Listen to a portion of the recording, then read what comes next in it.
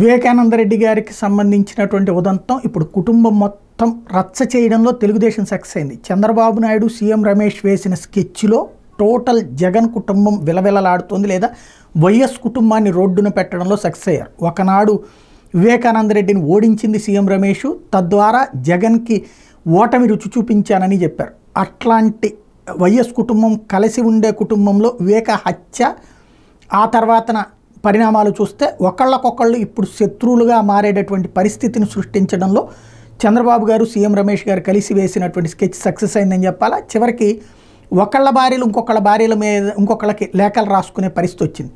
వివేకానంద రెడ్డి గారి భార్య అంటే ఇప్పటికే చెల్లెళ్ళు ఇద్దరు షర్మిల సునీత ఒక్కటైతే ఇటు పక్కనకు వచ్చేటప్పటికి భాస్కర్ రెడ్డి అదే అవినాష్ రెడ్డి జగన్ ఒక్కటైనటువంటి పరిస్థితి అయింది. ఈ మధ్యలో ఇప్పుడు తల్లులు కూడా రంగంలోకి దిగారు. విజయం మేము శాంతం అవతలకి వెళ్ళిపోతే ఇప్పుడు తాజాగా సౌభాగ్యమ్మ గారు వివేకానంద రెడ్డి గారి భార్య జగన్కి లేఖ రాస్తే ఆమెకి భాస్కర్ రెడ్డి గారి భార్య లేఖ రాసింది. ఇది విచిత్రమైనటువంటి పరిణామం. 2009లో నువ్వు మీ తండ్రిని కోల్పోయినప్పుడు ఎంతటి మనోవేదన అనుభవించావు, 2019లో నీ చెల్లి సునీత కూడా అంతే మనోవేదన అనుభవించింది అంటూ వైఎస్ వివేకా సత్యమణి సౌభాగ్యమ్మ జగన్ బహిరంగ లేఖ రాశారు. వివేక హత్యకు కారణమైన వాళ్ళకు నువ్వు రక్షణగా ఉండటం, నిన్ను సీఎంగా చూడాలని ఎంతో తప్పించిన చిన్నాన్నని ఈ విధంగా నీ పత్రిక, నీ టీవీ ఛానల్, సోషల్ మీడియా, నీ పార్టీ వర్గాలు తీవ్ర రూపంలో మాట్లాడడం, న్యాయం కోసం పోరాటం చేస్తున్న నీ చెల్లెళ్లను హేళన చేస్తూ నిందలు మోపుతూ దాడులకు కూడా తెగబడే స్థాయికి కొంతమంది దిగజారుతుంటే, సునీతకు మద్దతుగా నిలిచి పోరాటం చేస్తున్న షర్మిలను కూడా టార్గెట్ చేస్తుంటే నువ్వు నిమ్మక నీరెత్తినట్టు ఉంటాం ఏంటి? కుటుంబ సభ్యుడిగా కాకపోయినా ముఖ్యమంత్రిగా ఇదేనా నీ కర్తవ్యం? ఇంకా బాధించే అంశం హత్యకు కారకులైన వాళ్ళకి మళ్ళీ ఎంపీగా అవకాశాలని నువ్వు కల్పించడం, ఇది సమంజసమా? ఇది నీకు తగింది కాదని విన్నవించుకుంటున్నా. చివరి ప్రయత్నంగా న్యాయం ధర్మం ఆలోచన చేయమని నేను ప్రార్థిస్తున్నా అంటూ సౌభాగ్యం రాస్తే ఆమెకి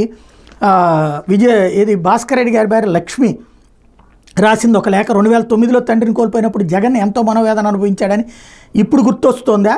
2010లో కాంగ్రెస్ ప్రభుత్వం జగన్ చిన్నచూపు చూసినప్పుడు జగన్కి అండగా నిలిచి పెద్ద దిక్కుగా ఉండవలసిన మీరందరూ కలిసి ఒంటరివాడిని చేసి మీ స్వార్థం మీరు చూసుకున్నప్పుడు జగన్ మనోవేదన గుర్తుకు రాలేదా అని భాస్కర్ రెడ్డి సతీమణి వైఎస్ లక్ష్మి వివేక భార్య సౌభాగ్యమ్మ గురువారం బహిరంగ లేఖ రాశారు. 2011లో నీ భర్తను నువ్వు నీ కుమార్తె అల్లుడు విజయమ్మ మీద పోటీ చేయించినప్పుడు వాళ్ళ మనోవేదన ఎలా ఉందో మీకు తెలియదా? నీ కుమార్తె అల్లుడు పోలంగాళ్ళ దగ్గర డిగ్రీ కాలేజీలో కించపరిచే మాటలు మాట్లాడినప్పుడు వాళ్ళు ఎంత మనోవేదన అనుభవించారో కూడా తెలియదా? వివేకానంద రెడ్డి వైఎస్ జగన్ను సీఎంగా చూడాలని కోరుకున్న మాట ఎంత వాస్తవమో 2019 మార్చి 14 రాత్రి కూడా అవినాష్ ఎంపీగా గెలిపించమని ప్రచారం చేసిన మాట కూడా అంతే వాస్తవం. ఈ విషయం స్వయంగా మీ కూతురు సునీతే మీడియాకు వెల్లడించింది.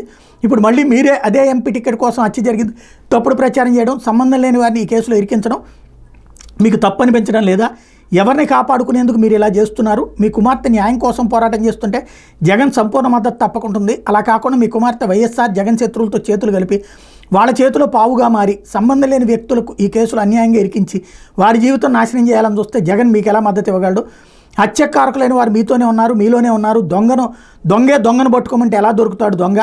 ఇక మాటికి అంతకులని మీరు మాట్లాడుతున్నారు. పైగా చాలా తీవ్రమైన పద్యాలంతో అవినాష్ని తిడుతున్నారు. న్యాయస్థానంలో కేసు నడుస్తుండగా మీరంతటి మీరే హంతకుడని ఎలా మాట్లాడగలరు? అలా మాట్లాడడం మీకు తప్పనిపించడం లేదా? నీ కుమార్తెను షర్మిలమ్మను ఎవరు టార్గెట్ చేయలేదు.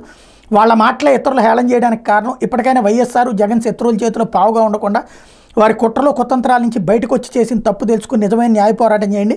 అన్యాయంగా మీ వల్ల బాధపడుతున్న వాళ్ళు ఎంత ఇబ్బంది పడుతున్నారో అర్థం చేసుకునే ప్రయత్నం చేయండి. నిజం ఎంత లోతులో దాచినా దాగదు, తప్పకుండా బయటపడుతుందంటూ ఆమె రాశారు లేఖ.